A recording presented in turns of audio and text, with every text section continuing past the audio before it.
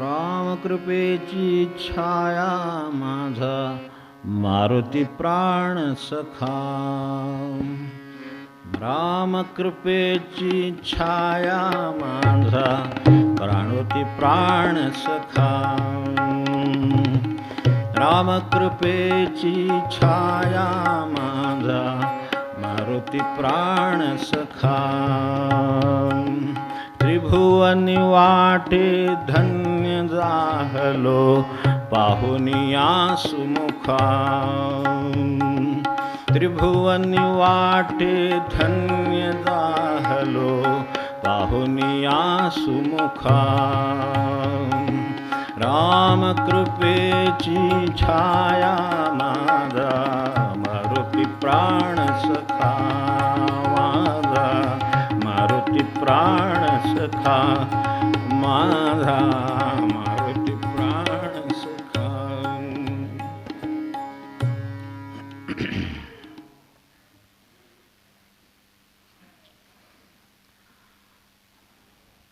आपण पहिल्यांदा देवांची आरती बघितली. थेट विषयावर जाऊ, उशीर झाला म्हणून. तर आजच्या दिवसाचं जसं आपल्याकडे पुण्यतिथी, जयंती हे सगळ्या मार्गाने का होईना आपण कुठल्या तरी गुणांचं, चांगल्या ध्येयाचं, आपल्याला एरवी होत चाललेलं विस्मरण, इतर कारणाने त्याच्यामध्ये येणारे विक्षेप हे दूर करण्यासाठी असे दिवस आपल्याला वेगवेगळ्या मार्गाने ज्याला जे जमेल ते त्यांनी त्यानिमित्ताने करीत असावं यासाठी दिलेले आहे. त्यातला आजचा हा फार महत्त्वाचा दिवस आहे, आपल्याला कल्पना आहे. तेव्हा त्याच्या मागच्या शनिवारी आपण रामरायाचे स्मरण केलं. आता त्याला सुद्धा जो प्राणसखा आहे त्या मारुतीचं स्मरण आज करण्याचा दिवस. जसं काल हे सुरू झालेलंच आहे, पर्वकाळ सुरू झालेलंच आहे, आज आत्ता अखेर आहे. तर आपण पहिल्यांदा देवाची आरती म्हटलं, असं सुरुवातीला जे म्हटलं त्याचा संदर्भ पुढे आपण लक्षात घ्यावा अशी माझी विनंती. की ते अरूप आहेत, निर्गुण आहेत, विश्वाचा आधार आहेत, हे सगळं आपल्याला न दिसणारं, फक्त जाणवणारं आणि निराकारातलं अशा स्वरूपाचं आहे. पण साकार स्वरूपात आपल्याला काय जाणवत असेल तर ज्यांनी ही झेप इथं घेतली आणि ते आहे हे दाखवून दिलं इतकंच नव्हे, तर हे ज्या गुणांची उपासना आपण करतो, जे निर्गुण आहे त्याच्यातल्या ज्या सद्गुणांची उपासना करतो, ते सगळे प्रत्यक्ष अंमलात आणून दाखवले की ज्याला सर्वसाधारणपणे ते अशक्य आहे अशक्य आहे असं म्हटलं जातं, ते व्यवहारात जमणार नाही म्हटलं जातं. असं वागलं तर आपल्याला व्यवहार करता येणार नाही, कुटुंबात चालवता येणार नाही, समाज व्यवस्था होणार नाही, अशा काही कल्पना असतात किंवा काही आक्षेप असतात. तर त्याला उत्तर म्हणजे यांचे आयुष्य हे असतं. अशी ज्यांचे आयुष्य हे ज्याला उत्तर आहे त्यामधलं मारुतीचं स्थान हे अत्यंत आढळ आहे. त्याला जे म्हटलं जातं की तो चिरंजीव आहे, तेव्हा त्या अर्थाने कोणत्या अर्थाने चिरंजीव याबद्दल महाराज बोललेलेच आहेत आपल्याला. की तो ज्या गुणांसाठी जगला, तो ज्याचे आदर्श म्हणून जगला, तर ते कायम चिरंजीवच आहेत म्हणले. शरीर आहे, आकार आहे, तर यद दृष्टम तन नष्टम असं होईलच, कारण त्याला कोणीतरी पाहिलेलं आहे. हे जर पाहिलेलं आहे ते दृश्य आहे ते नष्ट होतंच, तर त्या अर्थाने नष्ट होईल. पण ह्यातला गुण कुठलाही नष्ट होणार नाही आणि त्याचं जे अढळ स्थान माणसाच्या आयुष्यात आहे ते त्यानं ओळखावं आणि स्वतःचा उद्धार किंवा त्याला भगवंताची किंवा स्वतःची आत्मप्राप्ती करून घ्यावी. हे जे गुण आहेत ते कधी नष्ट होणार नाही. नेहमी आपल्याला असं आढळत असेल की या सर्व संत पुरुषांनी मारुतीचा आदर्श खूप लोकांच्या समोर आहे. तेव्हा त्याच्या ठिकाणी आपण जर आत्ता हे जी दोन ओळी म्हटल्या त्या आत्ता ज्यांचा पर्व काळामध्ये एकदा सुरू होता बोललो आपण गेल्या शनिवारी किंवा त्याच्या मागच्या शनिवारी, तर ते कृष्णदास महाराजांचे आहेत.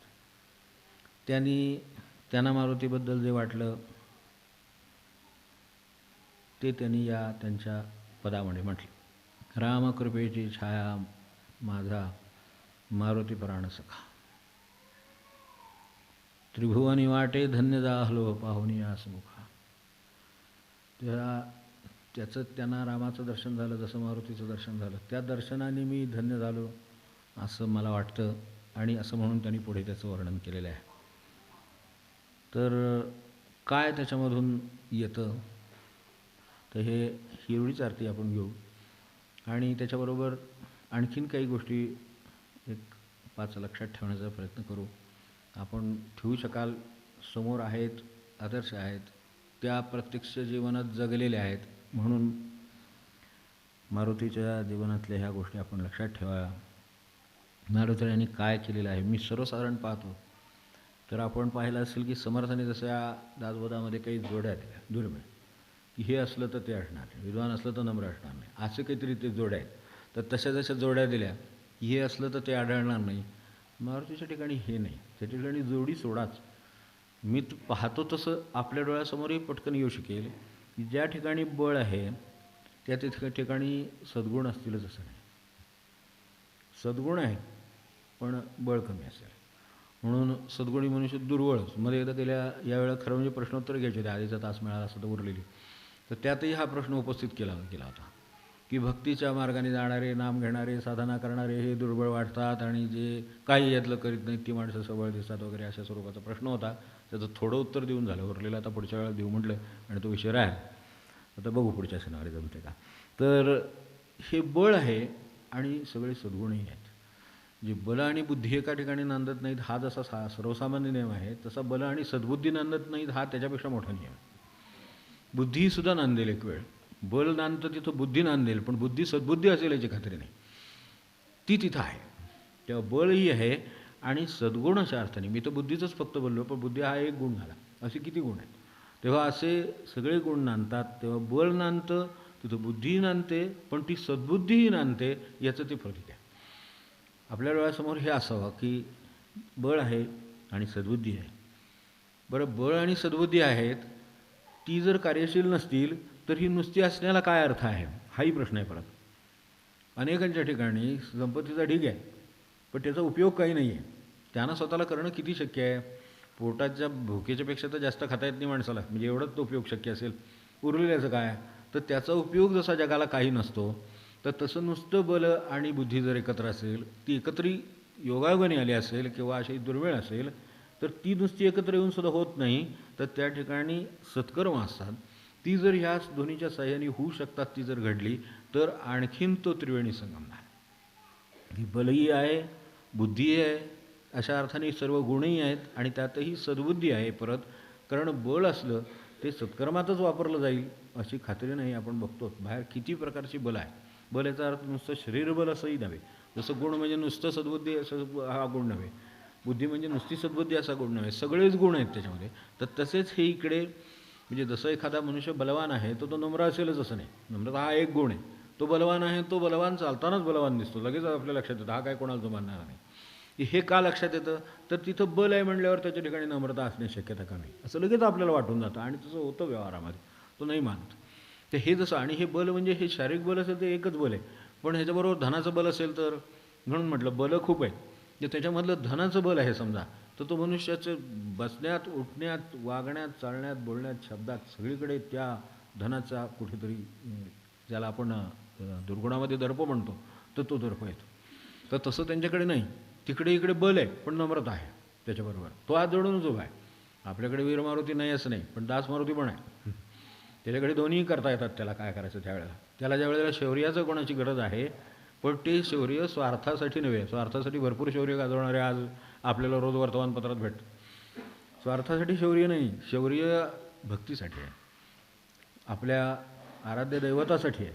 त्यामुळे गुणामध्ये सुद्धा किती व्यापकता येत जाते, आपण सहज मारुतीचं करायचं उदाहरण समोर ठेवून याच्याकडे विचार करावा.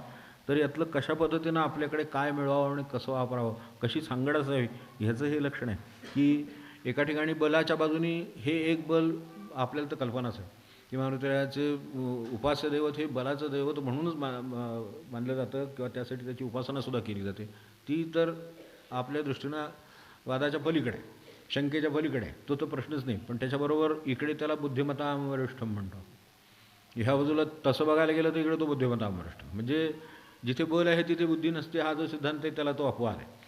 त्याचा तो आदर्श आहे दुसऱ्या बाजूने अपवाद म्हणून, की तुम्ही हेही करा पण त्याबरोबर बुद्धी असू दे आणि ती इतकी तीव्र असू दे. बुद्धिमत्ता वरिष्ठ, बुद्धिमान लोक कमी आहेत असं नव्हे, नुसती बुद्धी आहे असं नव्हे, बुद्धिमान आहेत, बुद्धिमंत, बुद्धिमत्ता वरिष्ठम फळा, त्यातही पुन्हा तो श्रेष्ठ आहे. म्हणजे नुसत्या बुद्धीचं काम नाही. म्हणून तर त्या बाजूला कितीतरी वेळेला म्हणजे सुग्रीवाच्या बाजूनं सुद्धा काय किंवा रामाच्या बाजूनं किंवा ह्या इतर सगळ्या जणांच्या बाजूनं सुद्धा शेवटी अशी काही कामं आडली की मारुतीचं मत काय आहे हा प्रश्न येतो. ह्याबद्दल त्याचं मत काय आहे किंवा त्याचं मत काय याच्यावर बरंच अवलंबून राहतं. कारण त्याचे नुसतंच बल धडका मारत नाही, तो बुद्धिमत्तेनं काम घेतो आणि तीसुद्धा अशी बुद्धिमत्ता आहे की जी वरिष्ठ आहे. तीसुद्धा जे कोणी बुद्धिमान असतील त्यांच्यामध्ये वरिष्ठ आहे म्हणून बुद्धिमत्ता वरिष्ठम आहे. तसं बळाच्या बाबतीतलं आपल्याला कल्पना येईल की त्याच्याकडे हे सगळं बळ आहेच, त्याच्याबरोबर हे गुणांची सांगड आहे आणि त्याच्याबरोबर दोन्ही मिळून सत्कर्म केली आहेत. परत ह्या दोन्हीचा जो उपयोग आहे, वापर आहे, तो सत्कर्मांसाठी केलेला आहे. आज बलाचा वापर सत्कर्मासाठी होईल याची खात्री नाही, बुद्धीचा वापर सत्कर्मासाठी होईल याची खात्री नाही. या वेळेला अशा तऱ्हेच्या उपासनेची गरज आत्यंतिक होते. गरज केव्हा आत्यंतिक होते? माणसं सरळ रस्त्याने जातात तर त्यावेळेला आपल्याला त्यांचं नियंत्रण करायची गरज नसते, सांगायची गरज नाही, शिकवायची गरज नाही, काय गरज नाही. पण ही कधी वेळ येते की ज्या वेळेला हे आपण आता आरोप तुम्ही निर्गुण तुम्ही म्हणतो, आपल्याला तर त्या दृष्टीने आपण त्यांची मूर्ती बनवून काहीतरी कल्पना आपल्या केल्या की हे झालं. पण आपण रामाची मूर्ती बनवतो, आपण मारुतीची मूर्ती बनवतो की जे प्रत्यक्ष जगलेत. म्हणजे ह्याच्यातली अशी माणसं काही होती की जी प्रत्यक्ष, म्हणूनच त्यांना अवतार रूपात गणलं गेलं. पुढे पुढे जसा इतिहास पुढे गेला तसे त्या अवतारात रूपांतर झालं त्यांचं. वास्तविक ते आपल्याबरोबर जन्माला आले, आपल्यासारखे राहिले आणि त्यांनी देवाचे गुण इतके अंगीकारले की ते शेवटी देवच झाले. अशा अर्थाने हे बल बुद्धी आहे, सत्कर्म आहे. सत्कर्मांचा त्याच्या दृष्टीनं जीवनातल्या सुरुवातीपासून शेवटपर्यंत डोंगर आहे अक्षरशः सत्कर्मांचा. आणि तो कशात म्हटला आहे तर कशातही नाही, तो बाजूला अलिप्त आहे या सगळ्यातून. हे सगळं करून पुन्हा त्याचं ते रामासाठीच केलेलं आहे. हे त्याचं म्हणून काही एक स्थान त्याला निर्माण करायचं नाही. तर असा मनुष्य आजच्या काळात जर समजा एखाद्याला राजाला मदत करणारा असता तर त्याला पंतप्रधानकीशिवाय दुसरं काही चाललं नसतं, फार तर अर्थमंत्रीपद. आजच्या भाषेत विचार करा ना क्षणभर, इतका उपयोगी पडणारा जर माणूस असता तर त्याला यातलं काहीतरी पोस्ट द्यावी लागली असती. तो म्हणतो पोस्ट नको, ते हार पण नको, ते फोडून बघतो ते राम आहे नसेल तर द्या फेकून. म्हणजे ते जे काही मूल्यवान म्हणून तुम्ही काही देऊ इच्छिता, जे स्थितीने त्याला दिले, द्यायचा प्रयत्न केला, त्याचं काहीच दिलं नाही त्याला, काहीही रामाने दिलं नाही. राज्यकारभार मिळाल्यानंतरसुद्धा तेव्हा आश्चर्य वाटून त्याला जे काही दिलं गेलं त्यातसुद्धा तो फोडून बघितलं.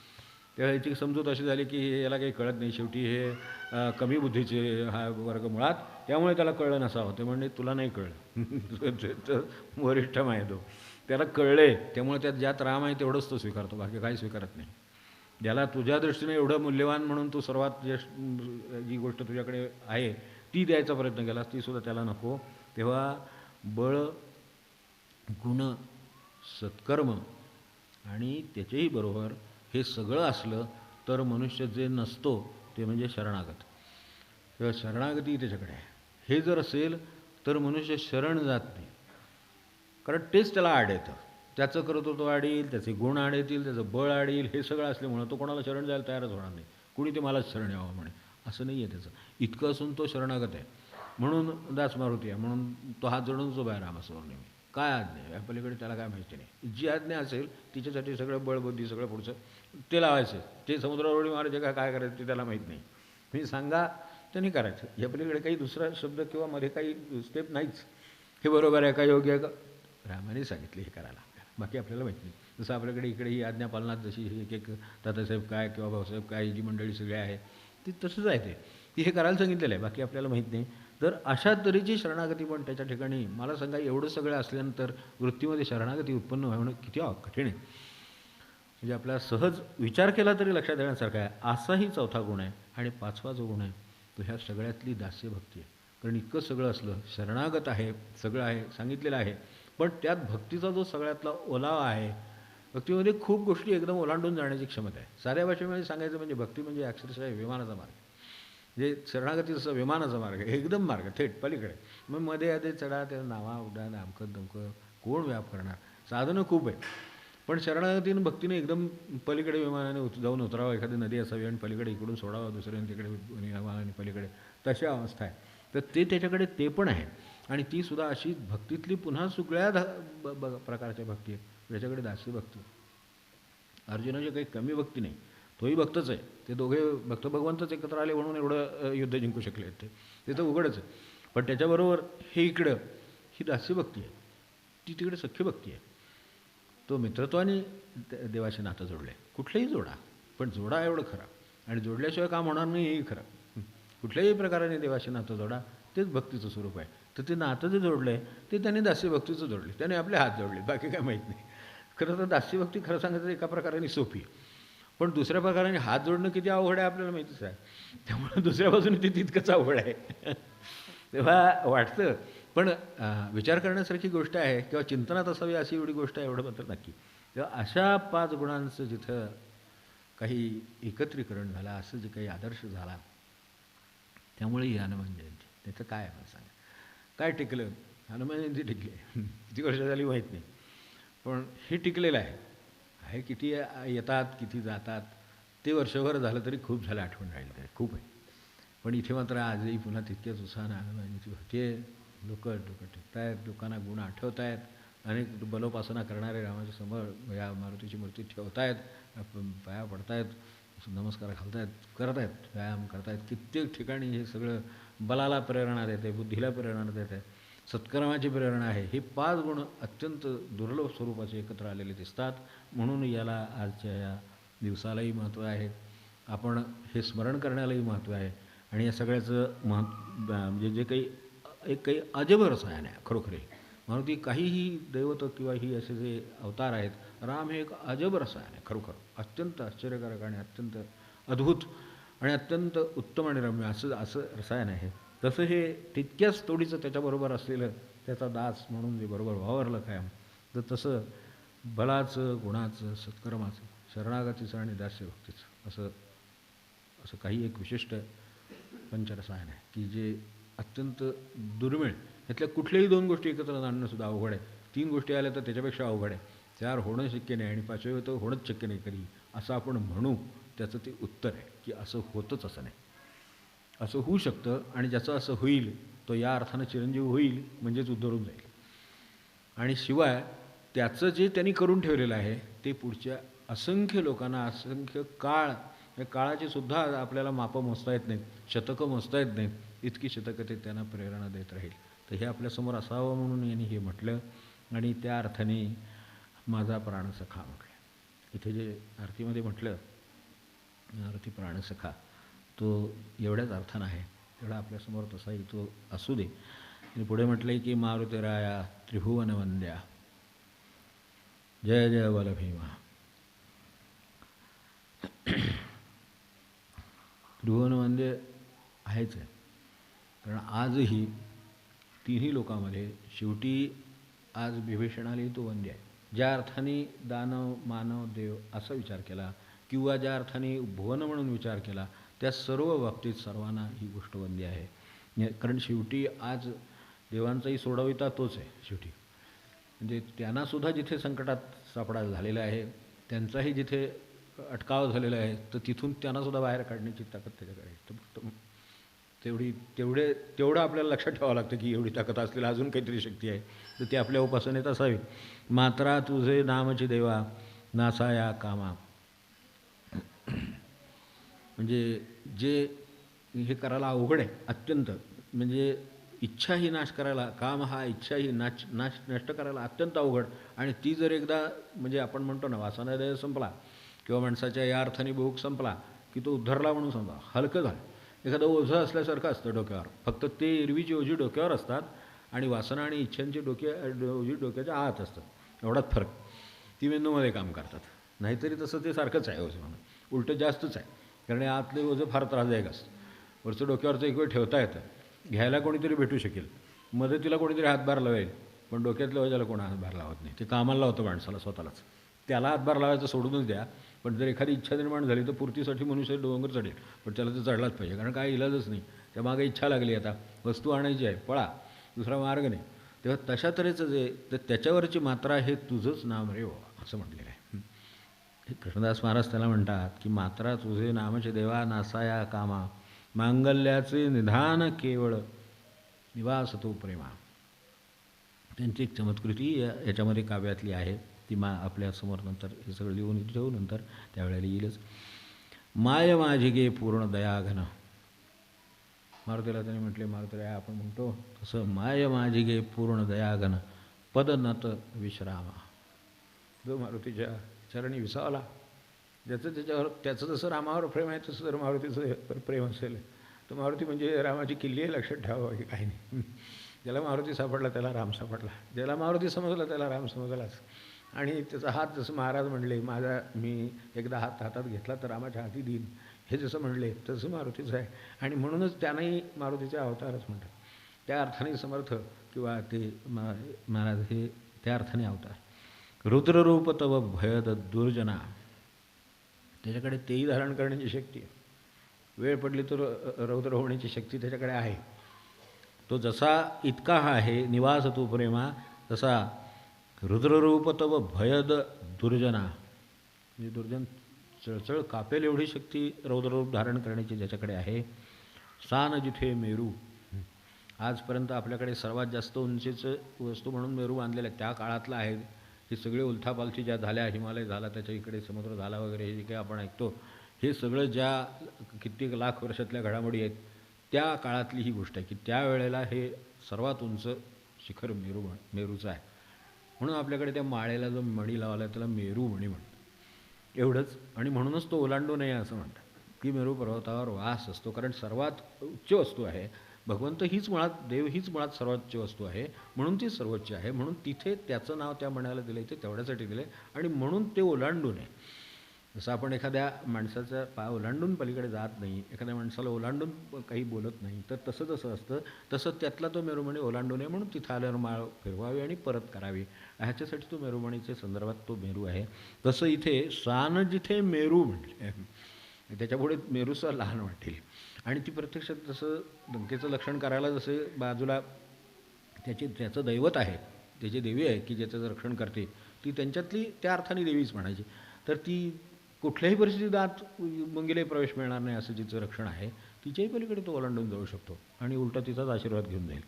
रुचिर दिसे ते भक्ता लावी देहभान विसरू, की तुझं जे रूप आहे ते रुचिर दिसे ते भक्ता लावी देहभान विसरू.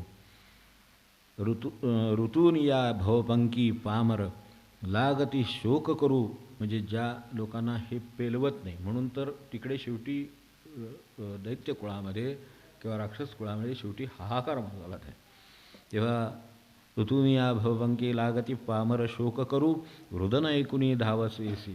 तुम्हाला जर याही अर्थाने इकडे जर प्रपंचाच्या सगळ्या ह्या व्यवहारामध्ये आपल्यावर काही वेळेला मनुष्य म्हणतो ना, ते दानवांचं वगैरे राव क्षणभर आपण आपल्यापुरता विचार करू की रडकून दिलं आहे तो मनुष्य म्हणतो. हा अनुभव काही प्रापंचिक माणसाला फार नवीन नाही, कसल्याही प्रकाराने तो रडकून दिला येईल. तो आजारपणाने येईल, ती माणसं अशी वागतात म्हणून येईल, घटना अशा घडल्या म्हणून येईल, काय अचानक उद्भवेल काय सांगता येत नाही म्हणून येईल, पण तो रडकून येईल एवढं मात्र त्याच्या प्रपंचामध्ये त्याला अनुभव येईल. जर अशा तऱ्हेचं जर काही वेळ आलीच तर रुदन ऐकुनी धावत येसी स्वभक्त कल्पतरू. हा शब्द आपण वाचला नाही. जर असं कोणी खरोखर अर्थातेनं जर मारुतीला हात मारत असेल तर स्वभक्त कल्पतरू आहे असं लक्षात ठेवावं असं त्यांनी म्हटलं. फार सुंदर शब्द आहे. आपल्याकडे भक्तकार्य कल्पद्रुमा वगैरे शब्द आहेत, तर स्वभक्त कल्पतरू, तर तसंच खरोखर जर मारुतीचा कोणी प्रेमी असेल किंवा त्याची खरोखरच भक्ती असेल तर त्याच्यासाठी तो काय आहे तर दृदन ऐकुनी धावसेसी स्वभक्त कल्पतरू. तिमिरे ब्रह्मी विश्वभासते सर्पदोरीवरती. तिथं वेदांती होते, म्हणजे या अर्थाने कृष्णदास महाराज सगळे हे जाणणारे होते, त्यामुळं त्यांनी ते उदाहरण मुद्दम सर्पदोरीवरती म्हटलं आहे. अंधारामध्ये पूर्वी वेदांतामध्ये नेहमी उदाहरण दिलेलं आहे, जी वस्तू दिसते आणि जी नसते असं जगामध्ये घडतं ना, अशा अर्थाने खूप उदाहरणं दिलेली. त्याच्यामध्ये वेदांतामध्ये उदाहरण आहे की अंधारामध्ये असं होतं, अनेकदा आपल्यालाही आजही होतं, तेव्हा होतं, अशातलं भागण्याचे शाश्वतच आहे, त्यामुळे ते आजही होतं जरी अंधारामध्ये समजा एखादी दोरी जरी पडलेली असली तरीसुद्धा एकदम लांबून जर अंधार असेल तर मनुष्य दचकतो क्षणभर. जेव्हा प्रकाश पडेल तेव्हा ती दोरी आहे, पण प्रकाश नसतो तोपर्यंत भीतीचाच विषय आहे. काय आहे ही जर लांबड्या आडवं तिडवं काहीतरी दिसलं आणि जर अंधार असला तर मनुष्याला घाम फुटला म्हणून समजायचं. वास्तविक तिथे प्रत्यक्ष काय गरज असते तर तिथं त्याच्यात काहीच नसतं करण्यासारखं, का ती दोरीचं शेवटी असते, ती प्रकाशाची गरज असते.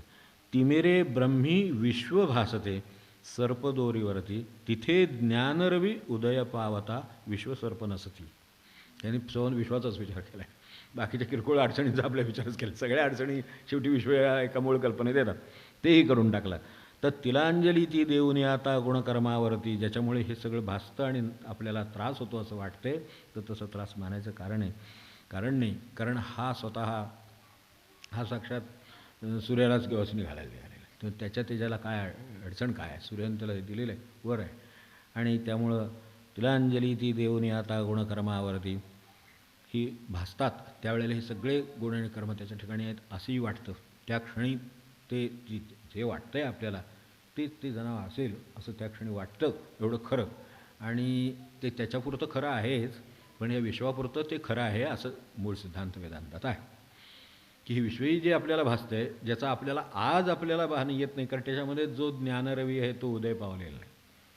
गुरुचं काम तेच आहे की खऱ्या ज्ञानाचं त्याला भान करून देणं. अरे आत्ता जरी हे अंगावर आल्यासारखं वाटलं तरी हे जे दिसतं आहे ते जसं अंगावर येईल असं वाटतं, तसंच हे वाटतंय, हे प्रत्यक्ष याला सत्यत्व नाही, हे ते सांगत असतात. तर त्या अर्थाने हे विश्व जे भासतं आहे ते सुद्धा त्या अर्थाने नसतं. आणि नाहीतरी स्वप्नामध्ये सगळं विश्व निघून जातंच. आपल्याला रोजचा अनुभव आहे, झोप लागली की विश्व नाहीचं होतं. आता त्या क्षणी एवढे नातेवाईक, एवढे ते शत्रू, एवढे ते अस्वस्थता, एवढं सगळं ते सगळं जातं कुठं विश्व, एवढं सगळं विश्व तर आहे, पण आपल्याला झोप लागली त्या क्षणी ते नाहीसं झालं. त्यामुळे तसं ते नाहीसं होणं आणि पुन्हा जाग आल्यावर ते दिसायला लागणं. आता याच्यात जर परत एकदा जाग आली तर कदाचित हे पण नाहीसं होईल. एकच पाऊल पुढे जा असं शंकराचार्यांचं म्हणणं आहे. एक टप्पा पुढे जा, फक्त कल्पना करा की कदाचित यातूनही जर जाग आली उद्याला तर हे पण नाहीसं होण्याची शक्यता आहे. त्या अर्थाने काय जाणार नाही आपलं घरवीर कुठे, आणि तर कोणाला तरी वाटायचं एखाद्या वेळेस ही जाग आली म्हणजे बहुतेक हे पण गेलं सगळं, तसं काय जाणार नाही. पण त्याला जे सत्यत्व आहे ते जाईल, त्याच्यातली जी भीती आहे ती जाईल, बंधन आहे ते जाईल. त्या अर्थाने गुणकर्म सगळे जातील. तिलक भक्तजनी या हनुमंता कृष्ण करी प्रणती, असं त्यांनी मारुतीबद्दल म्हटलं. काहीतरी आपल्याला या निमित्ताने या पुण्यदिवसाचं स्मरण करायचं होतं, तर ते या म्हणून आजही हनुमान जयंती होते.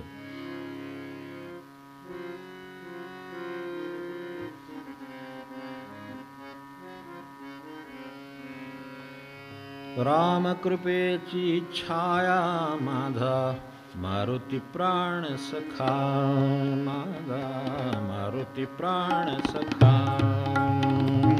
रामकृपेची छाया माझा मारुती प्राण सखा, माझा मारुती प्राण सखा.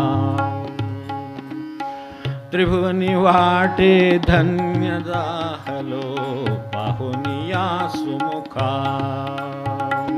त्रिभुवनी वाटे धन्य जाहलो पाहुनिया सुमुखा. मारुती प्राण सखा, माझा मारुती प्राण सखा.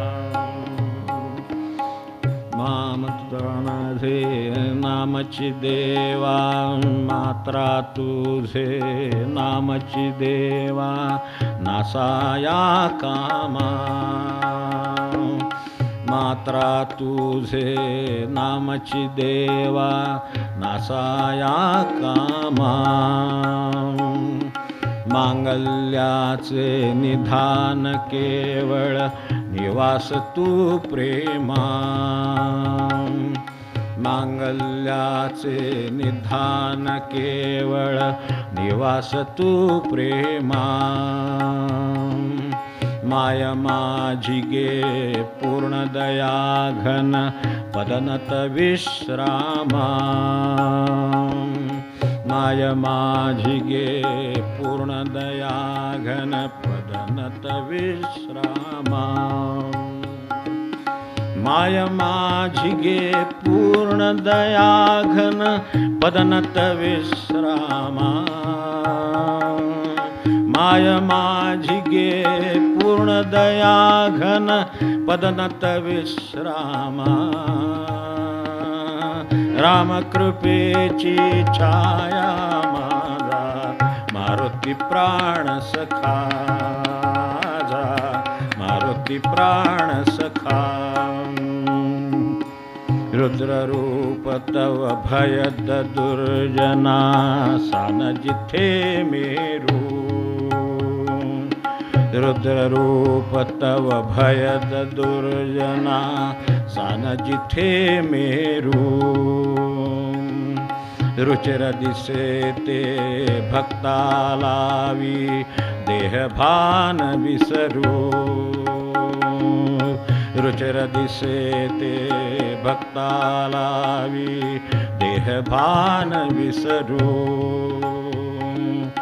ऋतुनिया भव पंकी पामर लागती शोक करू ऋतुनिया भव पंकी पामर लागती शोक करू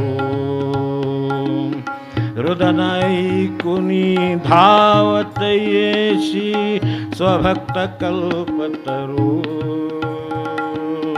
रुदनाई कुनी धावत येसी स्वभक्त कल्पतरू रामकृपेची छाया माझा मारुती प्राण सखा माझा मारुती प्राण सखा ती मेरे ब्रह्मी विश्व भासते सर्वदोरीवरती ती मेरे ब्रह्मी विश्व भासते सर्वदोरीवरती तिथे ज्ञान रवि उदय पावता विश्व सर्प नसती तिथे ज्ञान रवि उदय पावता विश्व सर्प नसती तिलांजली ती देऊनी आता गुणकर्मावरती तिलांजली ती देऊन आता गुणकर्मावरती तिलक भक्त जनिया हनुमंता कृष्ण करी प्रणती तिलक भक्त जनिया हनुमंता कृष्ण करी प्रणती रामकृपेची छाया माझा मारुती प्राण सखा माझा मारुती प्राण सखा